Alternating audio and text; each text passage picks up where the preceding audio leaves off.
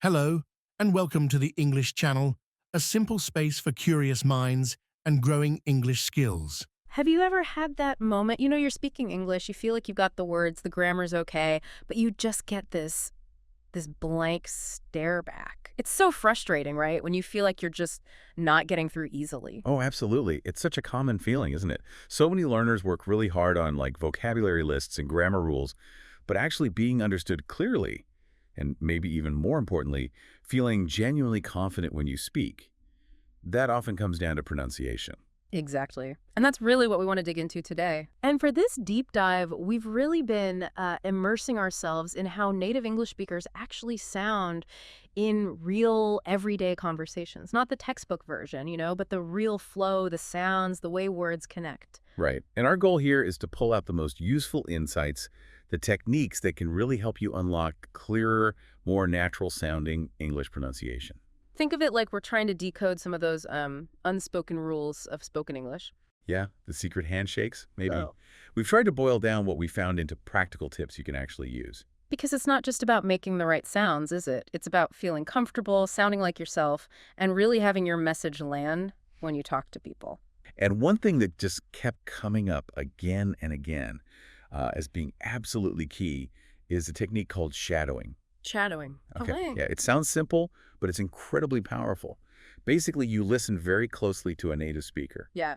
and then you copy them. Wow. Exactly. Every little sound, the pauses, the rhythm, the intonation, everything. Ah, okay. So really mimicking them. Right, so what are we covering specifically today then? What secrets are we unpacking? Well, we're going to look at some specific sounds that You know where I will. they change in ways you might not expect. We'll look at how words often get sort of squished together or reduced in natural speech, Uh-huh. how words link up smoothly, that flow, and also getting that natural rhythm and stress, this sort of music of English. Oh, and we'll use real examples. Absolutely.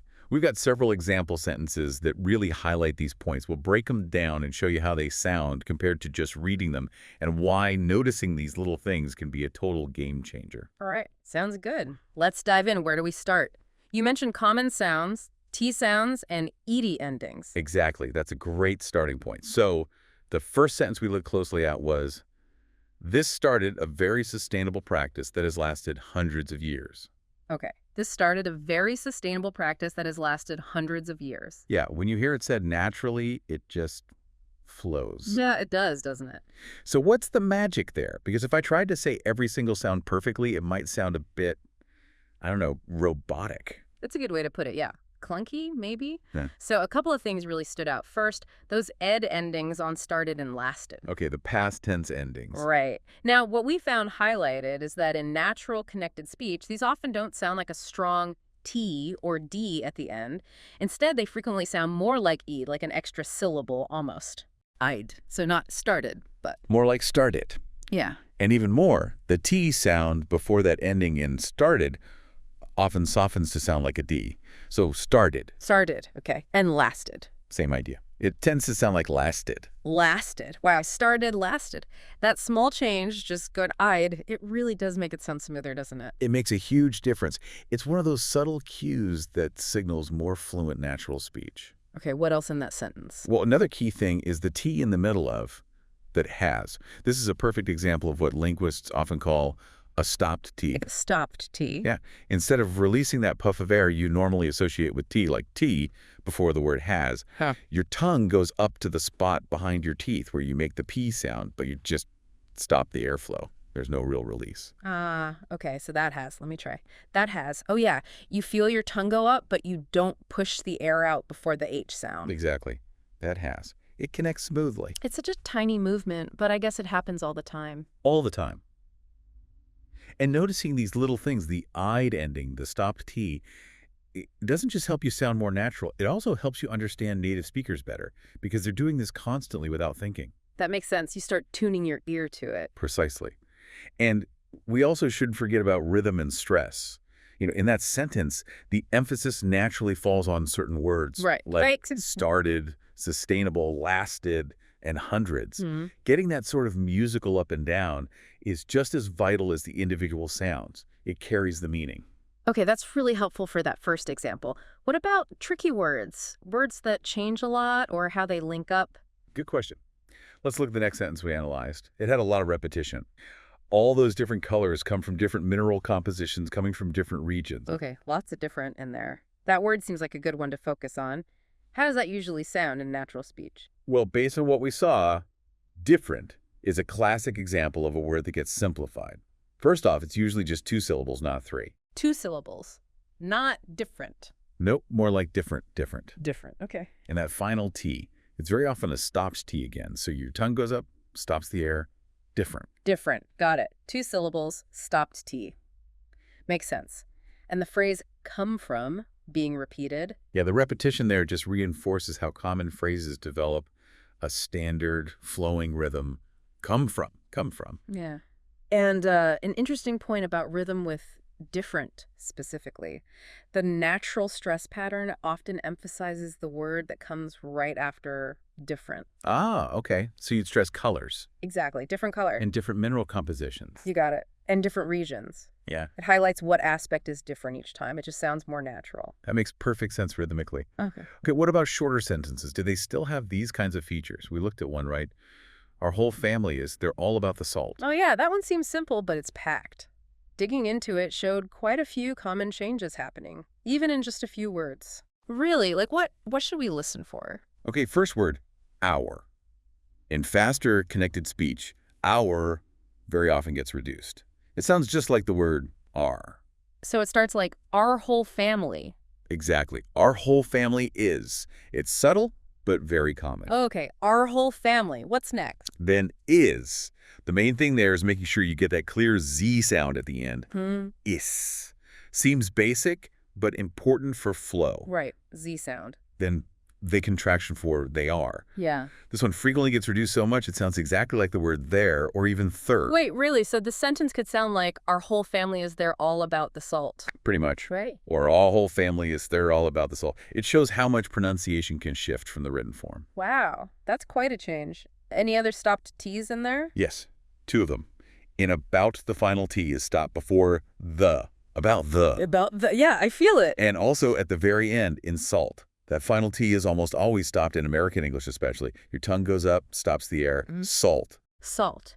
Not saltu, just salt.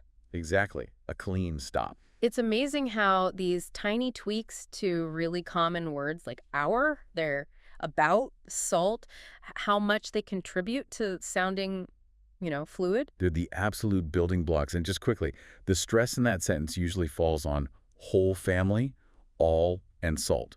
That helps carry the core meaning. Okay, let's shift gears slightly. What about common grammatical things or expressions? We looked at try and have to. Yes, good examples of spoken patterns. Here's the next sentence.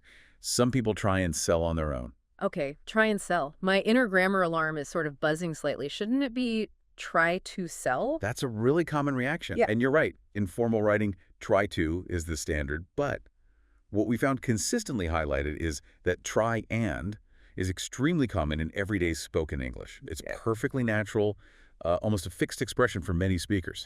So it's like a spoken convention, even if it's not proper writing. Exactly. Don't be afraid to use it when you're speaking casually. Now, how does it sound? Right, the pronunciation. Okay, people.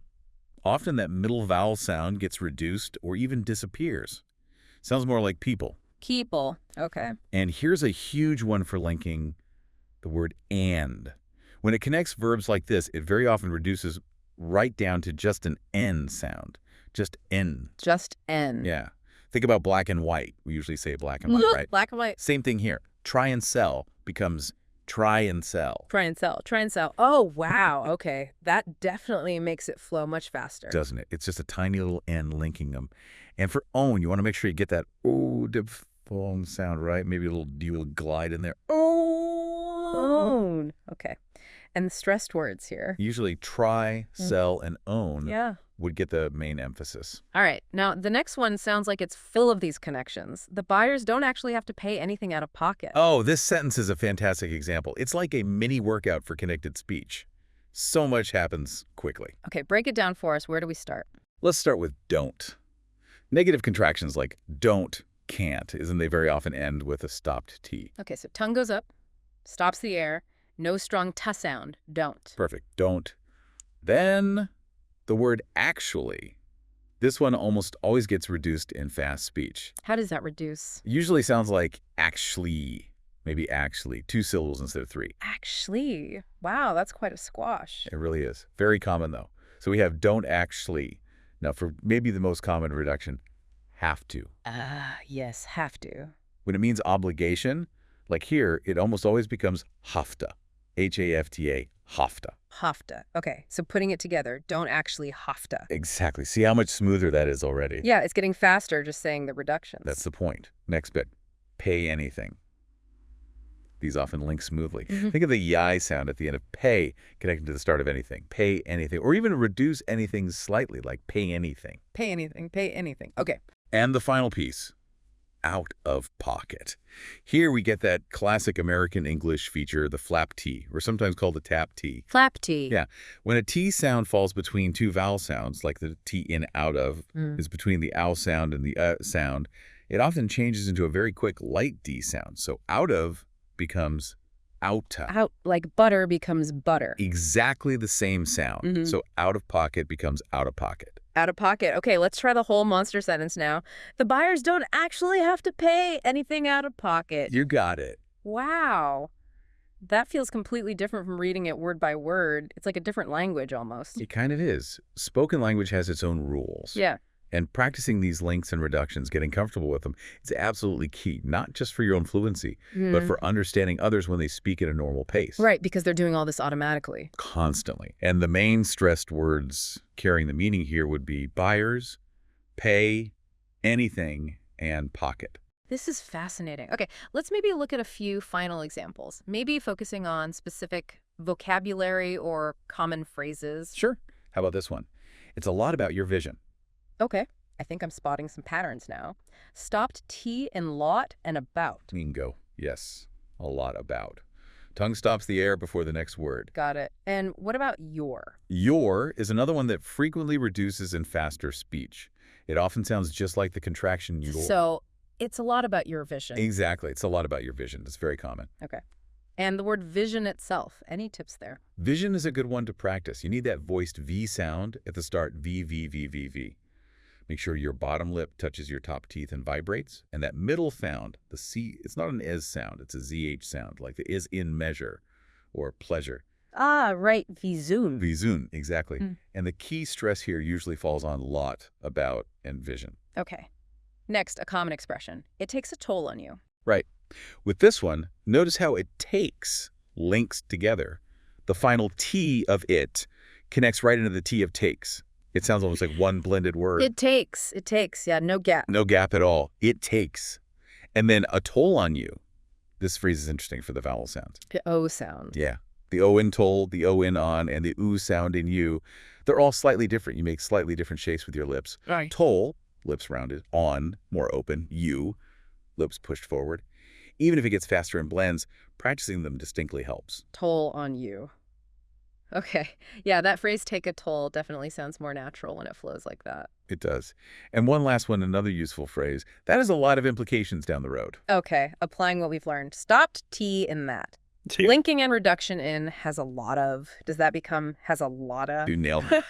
Has a lot is super common. That has a lot of implications. Okay. And implications. Big word. Yeah, just practice getting all the syllables clearly.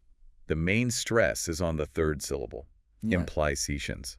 Implications. Got it. And the phrase, down the road. This gives us a nice example of a final D sound. Just like the stop T, the final D in a word like road, especially at the end of talk group, is often stopped.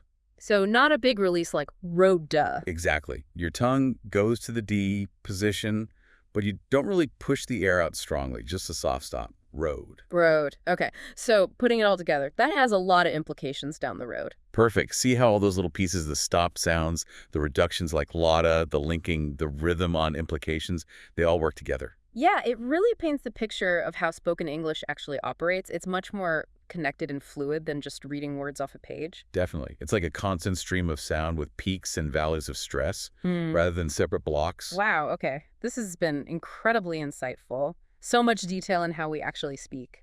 It's fascinating when you start listening for it, isn't it? So just to recap the main takeaways, we talked about those "-ed" endings often sounding like "-ide." Right, like start-eyed, last-eyed. And the different T sounds, the stop T where the air stops, like in that T has, or at the end of salt. Mm-hmm. And the flap T, where it sounds like a quick D between vowels, like in out of becoming Uda. And those super common reductions. And becoming in, are becoming are, have to becoming hafta, actually, to act your, to you. Yeah. Yeah, those are huge for sounding natural and understanding fast speech. Plus, linking words smoothly together and really paying attention to the rhythm and which words get stressed in a sentence. It all works together to create that natural flow. And the number one technique you mentioned for actually learning to do this yourself. Shadowing.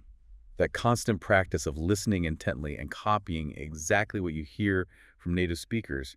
It retrains your mouth and your ears simultaneously. So it's about moving beyond just knowing the rules to actually embodying the sounds. Precisely. Focusing on these details, practicing them, even if it's just a little bit each day. That's how you bridge the gap from being, understood with some effort to speaking really clearly, sounding much more natural, and honestly, just feeling way more confident when you open your mouth. Those small connections make a massive difference in the end. They really do. And, the materials we drew from for this deep dive actually mentioned specific resources designed to help with exactly this kind of practice. Oh, yeah. Like what? Things like free worksheets that list out these key sentences we discussed so you can see them written down, and even bonus audio clips you could download specifically for doing that shadowing practice, repeating after the speaker. That sounds really useful, having the audio to copy directly. Yeah, and there's also mention of how to get future resources automatically, and even details about related pronunciation courses or challenges focused on these skills. Okay, so for anyone listening who feels inspired to really work on this stuff, it sounds like there are structured ways to keep practicing based on the source material itself. Definitely. The pathways are there if you want to follow them. All right. So as we wrap up, maybe one final thought for our listeners to chew on. Yeah, how about this? Think about all the English you hear every day. Podcasts, music, TV shows, conversations. What if, just sometimes, you started listening not only for the overall meaning, but actively listening for these specific things we talked about today? Like listening for the stopped T's or the reductions or the way words link. Exactly. Listening for the sounds, the rhythm, the music of the language. How might really tuning your ear to those details? How might that change your own speaking? Well, down the road. Shifting from passive listening to active, focused listening for pronunciation features, that's a really interesting idea. It could really accelerate progress. It just might. It's about noticing what's really happening when people talk. A great thought to end on. Thanks so much. This was incredibly helpful. My pleasure. It was digging into this.